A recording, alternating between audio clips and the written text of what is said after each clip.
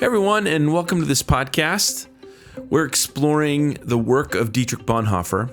We have looked at his letters and papers and kind of walked through some of the things that he's saying about religionless Christianity. And now we're looking at discipleship, going back to one of his most well-known works and exploring the connections and seeing how some of the concerns that pop up later in letters and papers are already present here in discipleship. But more than that, now I think American Christianity needs to hear the voice of Bonhoeffer, calling us to care for our neighbor, calling us to walk alongside our neighbor. And here in this chapter, Bonhoeffer is calling the Christian into a life of suffering, of what it means to take up our cross and follow Jesus. So in Mark chapter 8, Jesus asked his disciples, "Who do people say that I am?" And they give the response, "You are the Christ, you are the Messiah." But then Jesus goes on to talk about how he must suffer. The Son of Man must suffer and be put to death. And Peter rebukes him, and Peter stops him. And so chapter 4 of discipleship picks up with this text. What is Jesus saying about suffering? And what does it mean to be a disciple, to take up our cross and follow Jesus? And so for Bonhoeffer, he sees suffering as the mark of discipleship. And it is suffering because we are with Jesus. It is following Jesus along the way.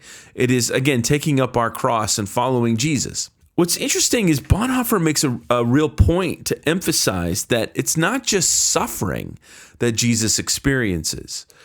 Because a person can suffer and then be held up and glorified as a martyr and accepted as a hero.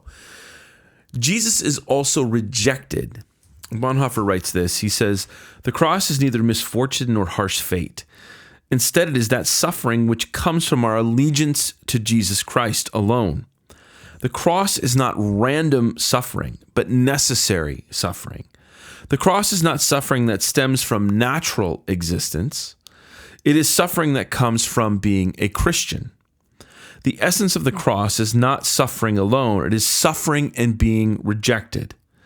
Strictly speaking, it is being rejected for the sake of Jesus Christ. A Christianity that no longer took discipleship seriously remade the gospel into only the solace of cheap grace. Moreover, it drew no line between the natural and Christian existence."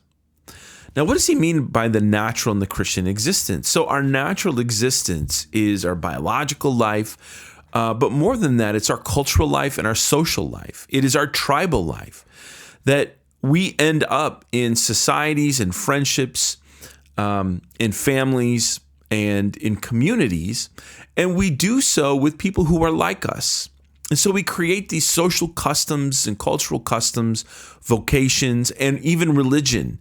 And Bonhoeffer, I believe, would put religion in that category, even though here in discipleship, he's not necessarily making that explicit. Later in letters and papers, he makes that explicit.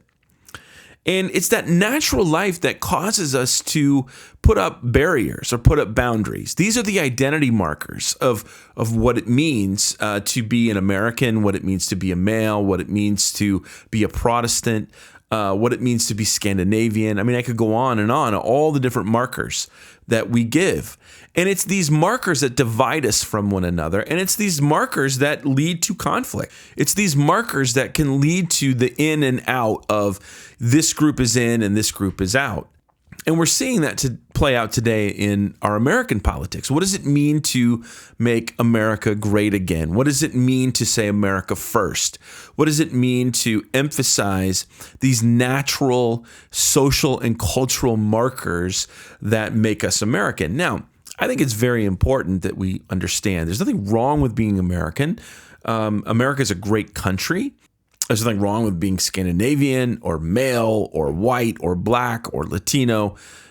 These are markers of identity that Bonhoeffer would say are natural markers. This is the way in which we group our life and we live our life.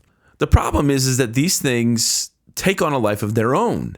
and we elevate them to a certain status in which they almost take on a divine-like status. They become the thing that we focus on. They become a form of ideology that then undergirds our way of life.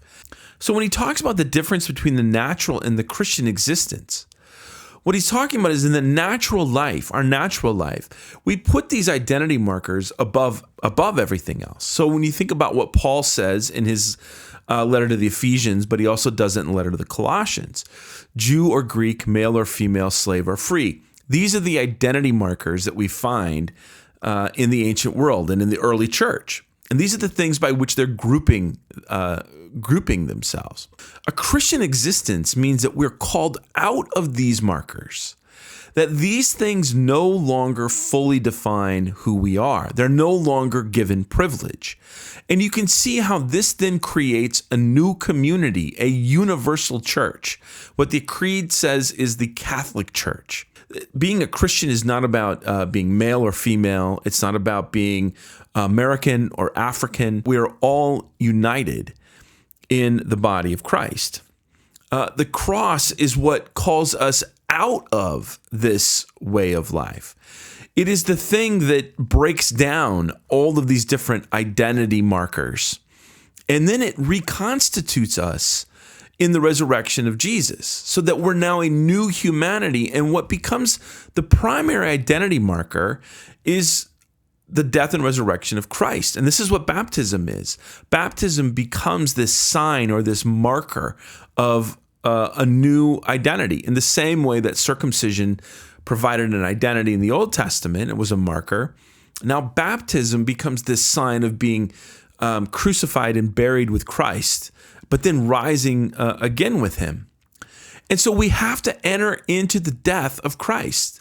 We have to die to the old humanity. And for Bonhoeffer, this is certainly about sin. This is about personal sin. And so there's a personal spiritual reconciliation that has to happen between God and myself. That's foundational. But also an important part of this are the ways in which the natural human self gets wrapped up in these identity markers. These things need to be broken down.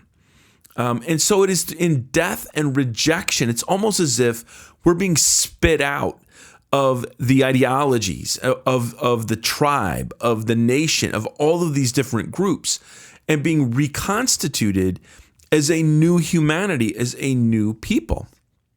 Bonhoeffer writes, "Here it has been forgotten that the cross always also means being rejected, that the cross includes the shame of suffering, being shunned, despised, and deserted by people." And then he goes on to say this. He says, "It is laid upon every Christian.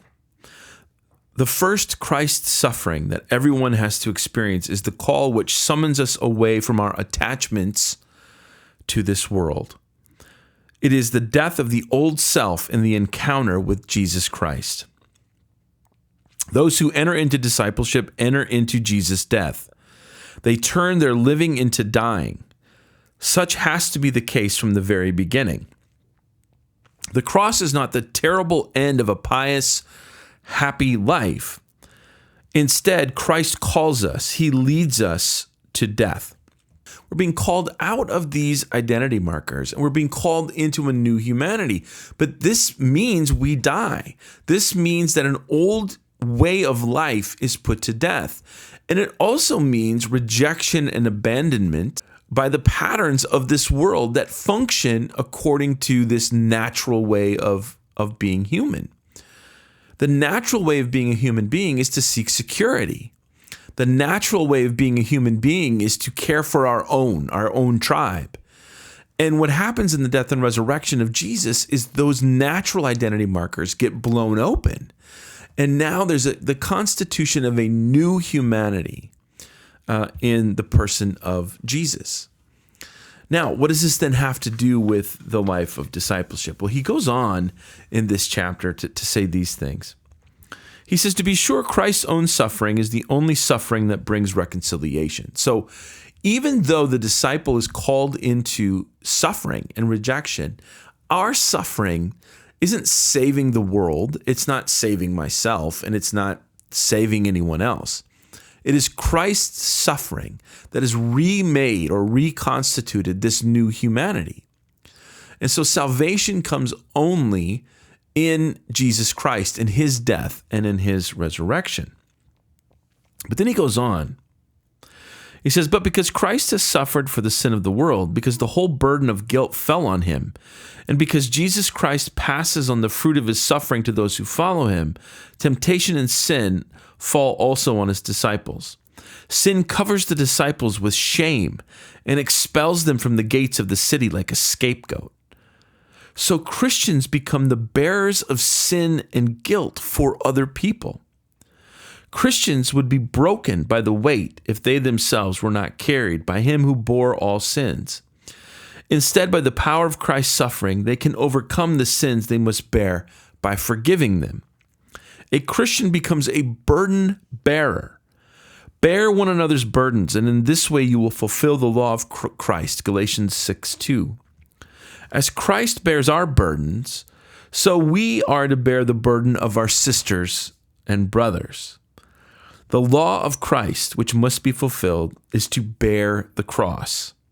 The burden of a sister or a brother which I have to bear is not only his or her external fate, manner, and temperament. Rather, it is in the deepest sense his or her sin. I cannot bear it except by forgiving it. So what he's saying here is to follow Jesus Christ, to take up our cross and follow Jesus, means we become the one now who bears the burdens of our neighbor. Christ comes to bear our burden and bring salvation. And now we then are invited to walk alongside our neighbor and bear their burden. Now, he talks about two types of burdens. The external burden. So what is happening to our neighbor? What is their plight? Whether it's poverty or whether it's racism, whether it's sickness. We now as Christians are called to walk alongside our neighbor and bear that burden. But at the same time, we're called to bear the sin and guilt of our neighbor, which means we're called to enter into the mess. We're not called to set ourselves apart and be pure and say, I can't get involved in this because of X, Y, and Z. For Bonhoeffer, that is abdicating responsibility for our neighbor, and it's a responsibility that we've been given by Jesus himself. We're called to enter in and forgive sin, to be signs of reconciliation. Now, God is the one who forgives sin in Jesus Christ, and we become the sign of forgiveness and reconciliation in the ways in which we enter into the lives of our neighbor. Here we see for Bonhoeffer the theology of the cross at work. That the Christian life is not about power. It's not about making America into a Christian nation. It's not about getting our way. It's not about legislating morality. It's not about making sure that we punish those who we think are immoral. The movement of God in the Gospels is a downward movement. It is incarnation. It is to the world. It is the suffering of God and the incarnation of Jesus Christ. And now he tells us to do the same. The movement of discipleship is a downward movement back into the world, into the suffering of our neighbor, as we bear the burden of their life, of their lived experience, of the struggles that they're going through, and of their sin and their guilt. But we do so as a sign of reconciliation, that in Jesus Christ, a new humanity has been made possible, and we're called to live as signs of that humanity. And I think it's so crucial for us to recognize that what this means. That now as we think about our immigrant neighbors and our refugee neighbors who are living in this country, who are living in anxiety and who are living in fear, what does it mean for us now to bear their burden? What does it mean for those of us who are in the Christian community to walk alongside them and to enter into their lived experience? And what Bonhoeffer sees in the cross and in the suffering and rejection of Jesus Christ is a way to break these things down and break them open. And it's a call then into a new way of life. And it is through suffering, it is through love that we get to resurrection. It is in suffering, it's by letting go of our power and our privilege. It's by letting go of all of these identity markers that give us some kind of status.